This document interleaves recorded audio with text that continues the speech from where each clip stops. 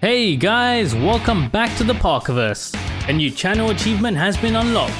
And to thank you guys for all of your support, I bring you not one, but 3 Naruto themed Android home screens. Each one custom made for you guys.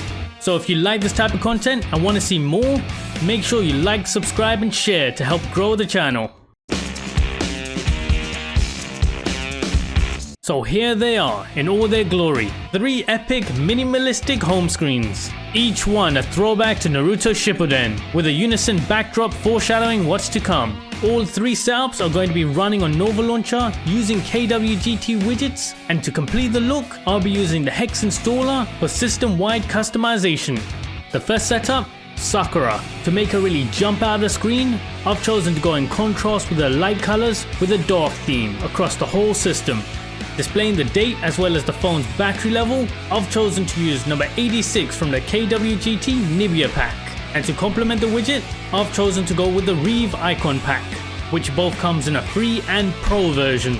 To take this setup to the next level, I've chosen to use the Hex installer to customize the notification panel as well as the system UI. And because it allows for such a vast array of customization, here are the full list of the color codes that were used in this setup. And finally, rounding off the home screen setup, the live wallpaper. This, as my subscribers already know, is going to be available from my own custom collection app. Just head over to the live video section and you're going to find Sakura there. But bear in mind, there's still a few kinks in the app that I'm ironing out. So if you like the video so far, make sure you like and subscribe to get more content like this. So now, the second home screen setup, Saskia on the brink of releasing a Chidori onslaught. So once again, this epic live wallpaper is going to be available from my custom collection app. The link for it, as well as every other app that I've used in this video, is going to be in the description below. The widget displaying the date at the top of the screen is from my favorite KWGT pack, Miniism, specifically number 8. And to get the icons to really stand out from that colourful backdrop and have a nice bold look, I've chosen to go with the Weekon's icon pack.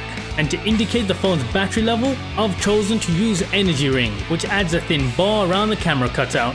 Rounding off this home screen, I'm using Hex to customize the notification panel as well as the system UI, leaning into the wallpaper's dark blues and deep purples.